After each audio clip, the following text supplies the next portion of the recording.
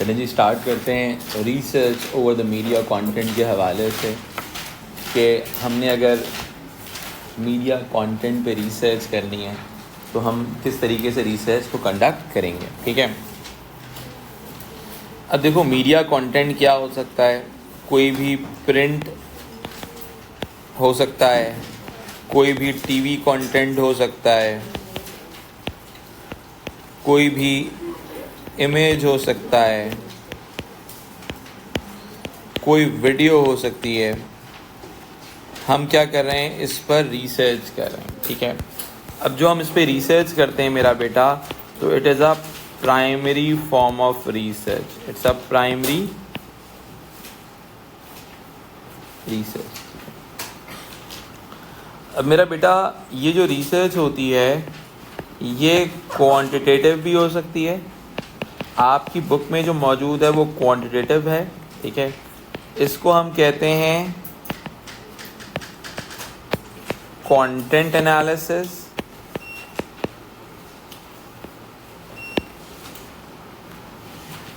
और यही रिसर्च अगर हम सब्जेक्टिव करते हैं तो ये कहलाती है क्वालिटेटिव। अगर हम करते हैं इसको तो हम इसको सेमियोलॉजी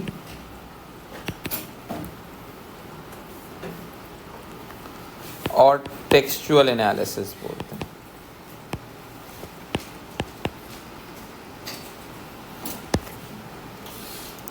ठीक है बेटा, तो सबसे पहले हम अंडरस्टैंड करने जा रहे हैं कंटेंट एनालिसिस।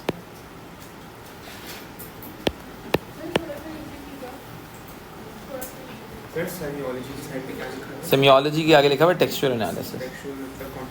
हाँ, अभी मैं पढ़ाऊंगा इसको। ठीक है, तो अगर मैं इस सिनेरियो को थोड़ा सा आगे लेके चलता हूँ अपने पास, तो कंटेंट एनालिसिस क्या चीज़ होती है, we need to understand this thing. ठीक है, this is a quantitative analysis of qualitative media content। यानी कि कंटेंट एनालिसिस क्या होता है मेरा बेटा, कि वो एक क्वालिटेटिव मीडिया कंटेंट जो कि कोई एक वीडियो हो सकती है, कोई फिल्म हो सकती है, कोई वीडियो गेम हो सकता है,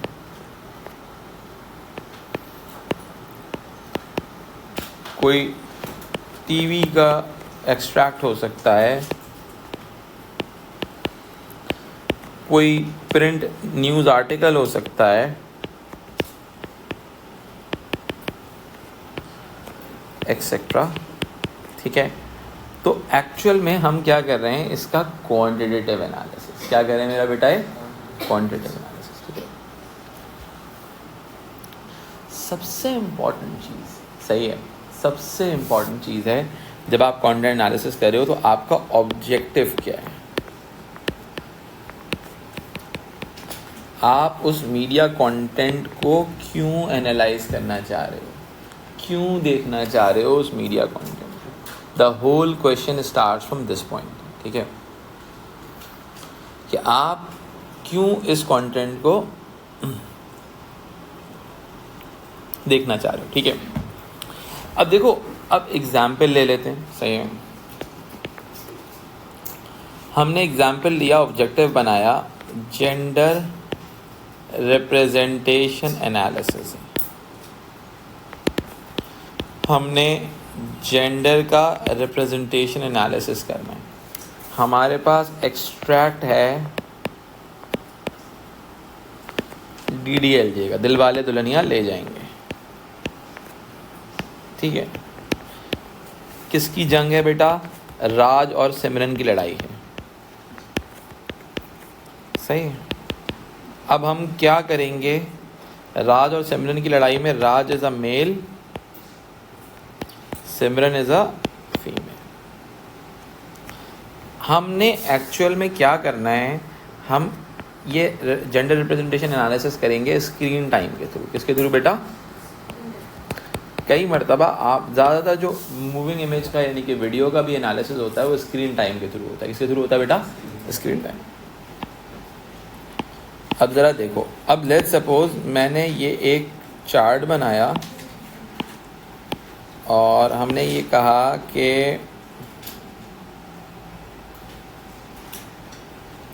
अब ज़रा देखिएगा, ठीक है, क्लिप है कितनी देर का? 5 मिनट्स का, बल्कि 2 मिनट्स का क्लिप है, ठीक है।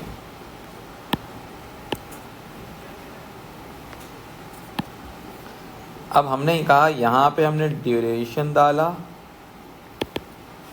राज यहाँ पे नोट किया, सिमरन जी को हमने यहाँ नोटिस किया, ठीक है, यानी कि Raj is a male representation, Simran ji is a female.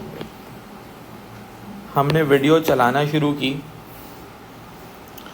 पहले 30 सेकंड्स राज को मिले, फिर 45 सेकंड सिमरन जी को मिले, फिर 15 सेकंड राज को मिले, ठीक है, फिर 30 सेकंड सिमरन जी को मिले, ठीक है। अब क्या हुआ, हमने क्या किया, क्वांटिटेटिव एनालिसिस कर लिया। अब देखो टोटल एलिमेंट को अगर हम देखते हैं तो 45 सेकंड्स इनको मिले और 75 सेकंड्स इनको मिले, सही है। अब बहुत ही सिंपल सी बात है, टोटल था 120 सेकंड्स, ठीक है। अब अगर आप कोई मैथ्स वाला बच्चा मुझे बताए जो राज जी थे 45 सेकंड्स जो होंगे 120 सेकंड कितने परसेंट होगा? बताओ, कोई मैथ्स वाला बच्चा है तो। अरे भैया 45 इंटू 100 मल्टीप्लाइड बाई 120 बताएं, और यहाँ पे 75 सेकंड से 75 डिवाइड बाई 120 मल्टीप्लाई बाई 100 बताएं जी, परसेंटेज बताएं। सॉरी 37.5, ये होगा 62.5, ठीक है। तो हम ये कह सकते हैं कि इस 2 मिनट की क्लिप में 37.5% मेल रिप्रेजेंटेशन थी और 62.5 फीमेल रिप्रेजेंटेशन थी। ये आपका क्वांटिटेटिव एनालिसिस आ गया क्वांटिटेटिव एनालिसिस। कंटेंट क्या था? राज और सिमरन की लड़ाई। क्लियर हो गई बात? Is it clear to you all? अब देखें, इसी चीज़ को हम सब्जेक्टिव वे में एनालाइज करने की कोशिश करते हैं, ठीक है। हम इसी चीज़ को सब्जेक्टिव वे में एनालाइज करने की कोशिश करते हैं, विच इज़ ऑल अबाउट, देखें यहाँ इसको आप एग्जाम्पल के तौर पे कहीं ना कहीं यूज़ ज़रूर कर सकते हैं, ठीक है। This is called semiology. Semiology का एक्चुअल मीनिंग होता है study of science and symbols.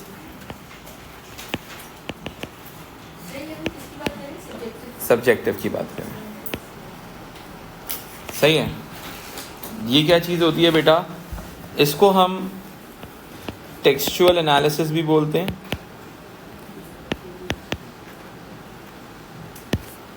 This is all about what?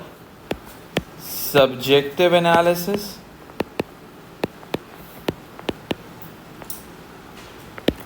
Subjective analysis in the form of language में हम एक्सप्रेस आउट करेंगे, ठीक है। अब ये जो सेमियोलॉजी होती है ये डिटेल्ड होता है, आप इसमें डिफरेंट पर्सपेक्टिव्स की बात कर सकते हो, ठीक है। अब देखो, कहा जाता है कि मीडिया में कोई भी कंटेंट होता है उसके 2 लेवल्स ऑफ द मीनिंग होते हैं। There are 2 levels of the meaning attach with any science and symbols, सही है, जिसको हम कहते हैं सिग्निफायर एंड सिग्निफाइड। यानी कि एक अपर एंड मीनिंग होते हैं, एक फ्रंट एंड मीनिंग होते हैं और एक बैक एंड मीनिंग होते हैं, ठीक है। जिसको हम ये भी कह सकते हैं कि मीडिया कंटेंट के अंदर हम ये बात कह सकते हैं कि मीडिया कंटेंट के अंदर हम ये चीज़ देखते हैं कि एक डायरेक्ट मीनिंग होते हैं किसी चीज़ के, और उस चीज़ से कॉन्टेक्चुअल मीनिंग निकलते हैं। क्या निकलते हैं मेरा बेटा? Contextual meaning.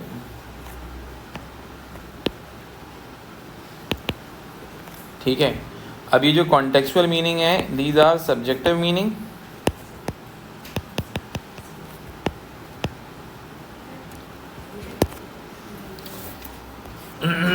समझ में आई बात? अब ये राज और सिमरन की जंग जो थी, हम अगर इसी रिसर्च की अगर हम बात करते हैं तो हम ये कह सकते हैं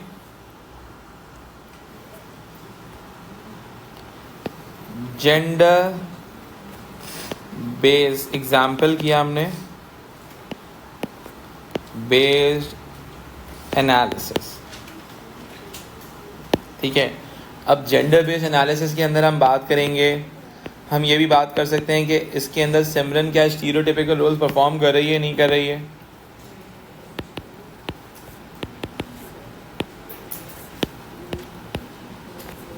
सही है।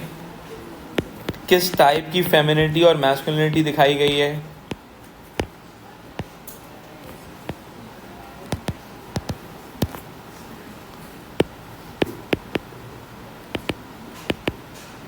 ठीक है। यानी कि हम एक्चुअल में हम क्या करेंगे, हम इस क्लिप का एक सब्जेक्टिव एनालिसिस करेंगे। यहाँ तक बात समझ में आती है? कोई मसला यहाँ तक? कोई प्रॉब्लम यहाँ तक? इस एग्जाम्पल के तौर पे मैंने लिखवाया है, ऐसे समझाने के लिए लिखवाया। ठीक है। Any problem till here?